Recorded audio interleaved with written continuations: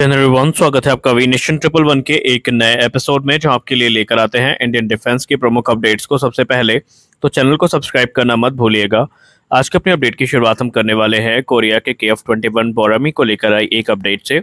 आप सब जानते हैं कि कोरिया का KF-21 प्रोग्राम काफ़ी रफ्तार के साथ आगे बढ़ रहा है और ऑलरेडी इसके कई प्रोटोटाइप अपनी उड़ान भर चुके हैं और ये सर्विस में आने के लिए अब रेडी हो रहा है। ये सारी बातें चल ही रही थी कि कोरियन एरोस्पेस इंडस्ट्री का एक बड़ा बयान सामने आया है, जहां पर KAI के अधिकारियों ने ये कहा है कि KF-21 बोरामी आज के मौजूदा 4.5 जनरेशन फाइटर एयरक्राफ्ट जैसे कि राफेल और टाइफून जैसे जो एयरक्राफ्ट हैं, इनको आउट परफॉर्म कर सकता है। यही नहीं, उन्होंने इसको 4.9 जनरेशन का फाइटर एयरक्राफ्ट दिया है नाम, यानी वो इसे as a near 5th generation fighter aircraft claim करते हैं। और उनका ये कहना है कि इसके पास काफ़ी 5th जनरेशन कैपेबिलिटीज़ भी उपलब्ध हैं और ये सबसे खास बात यह है कि मौजूदा 5th जनरेशन फाइटर एयरक्राफ्ट की तुलना में 30 से 40% तक सस्ता भी है। उन्होंने कहा आने वाले समय में लगातार इसमें जो बदलाव है वो होते रहेंगे और वो इसके 5th generation fighter aircraft variant पे भी काम कर रहे हैं।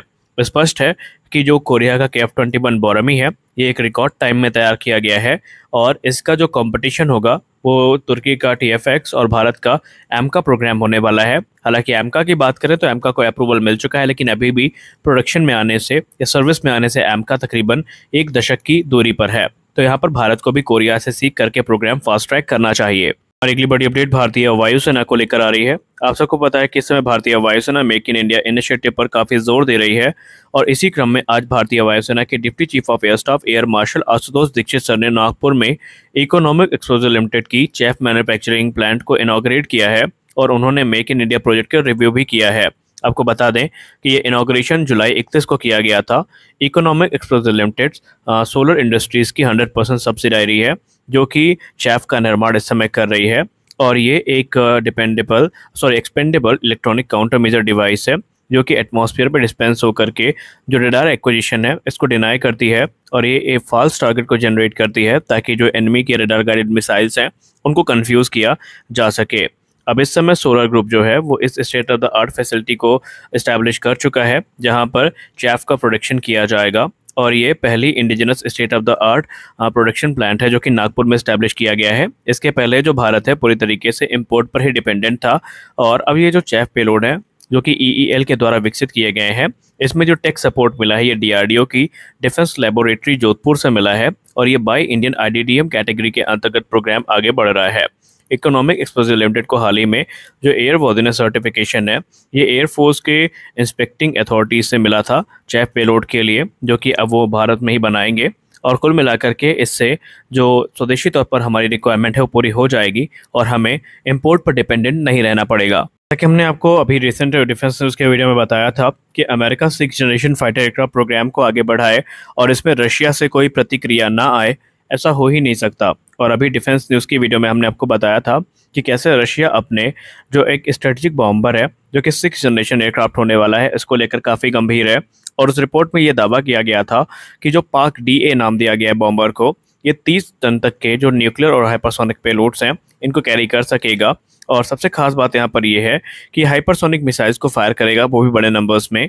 पाक DA प्रोजेक्ट तकरीबन 12,000 किलोमीटर की रेंज के साथ में आएगा और रशियन सोर्सेज की रिपोर्ट में ये कहा गया है कि इसके जो अलग अलग प्रोटोटाइप हैं वो प्रोडक्शन स्टेज में ऑलरेडी आ चुके हैं। इसके अलावा अब रिपोर्ट्स में ये भी कहा जा रहा है कि रशिया का मोस्ट अवेटेड MiG-41 इंटरसेप्टर जो है ये भी अंडर डेवलपमेंट है। हालांकि इसकी जो इन्फॉर्मेशन है इसको काफ़ी हद तक क्लासिफाइड रखा गया है और बीच बीच में ये दावा किया गया था कि ये सिर्फ मिथ है, ऐसा कोई प्रोग्राम आगे नहीं बढ़ रहा है। लेकिन अब रशियन मीडिया में इसको लेकर चर्चा शुरू है कि जो MiG-41 इंटरसेप्टर है ये MiG-31 को रिप्लेस करने के लिए कुछ ही वर्षों में तैयार कर लिया जाएगा। हालांकि अगर हम प्रैक्टिकली देखें तो जैसी हालात हैं इस समय और जिस प्रकार के सैंक्शन लगाए गए हैं रशिया के ऊपर, वो किसी प्रोग्राम को समय पर तैयार करेंगे काफ़ी मुश्किल लगता है। लेकिन MiG-41 को हम लोग 2018 से सुनते आए हैं कि और पहले क्लेम किया गया था कि 2022 तक इसके प्रोटोटाइप की उड़ान हो जाएगी, लेकिन अभी 2024 चल रहा है और इसका रोल आउट से संबंधित भी कंफर्म डेट अभी तक सामने नहीं आई है।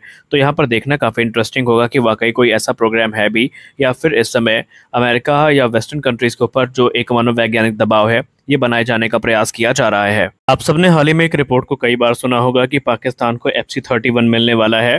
पहले खुद जनवरी 2 को पाकिस्तान की वायुसेना प्रमुख ने ये क्लेम किया था कि वो चाइना के साथ संपर्क में है और FC-31 को लेकर के चाइना और पाकिस्तान के बीच में कुछ अहम समझौते हो सकते हैं।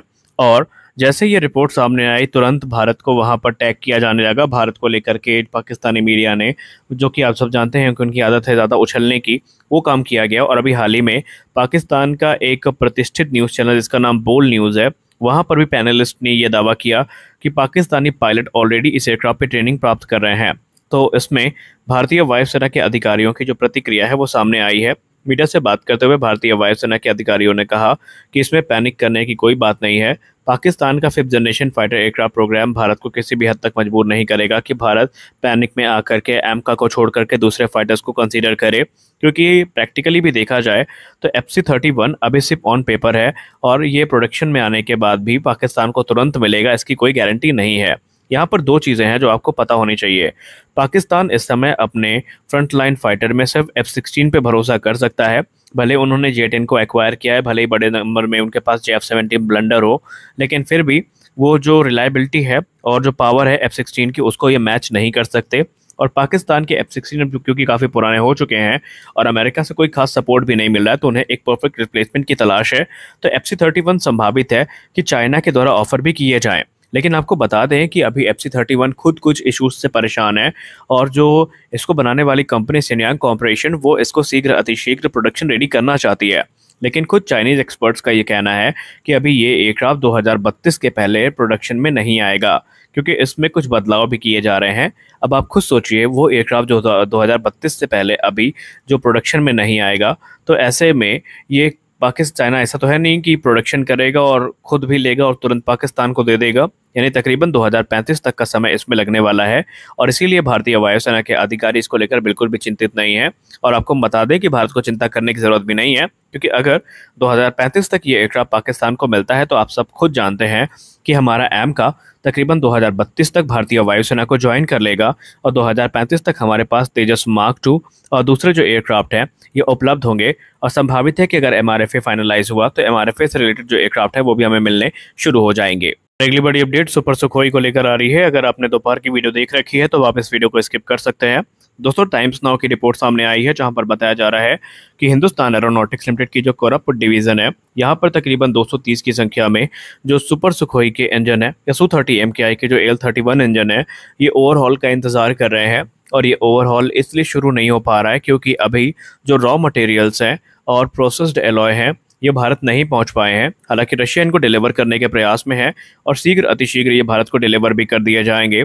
और इसी क्रम में जो हमारे AL-31 इंजन है इनको ओवरहॉल करने की प्रक्रिया शुरू होगी। हालांकि इंडियन एयरफोर्स के अधिकारियों ने कहा कि ये काम हमको युद्ध स्तर पर करना होगा, क्योंकि भारतीय वायुसेना अब सुखोई 30 MKI को के ग्राउंडेड होने का रिस्क नहीं ले सकती और ऐसे में हमें युद्ध स्तर पर यह प्रोग्राम आगे बढ़ाना होगा और संभावित है कि ये काम शीघ्र अतिशीघ्र शुरू भी हो जाएगा।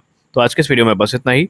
मिलते हैं अगले वीडियो में कुछ और अपडेट्स के साथ। आशा करते हैं ये वीडियो अच्छी लगी होगी। वीडियो अच्छी लगी तो वीडियो को लाइक करिए, नए चैनल को सब्सक्राइब करिए। मिलते हैं अगले वीडियो में, तब तक के लिए जय हिंद।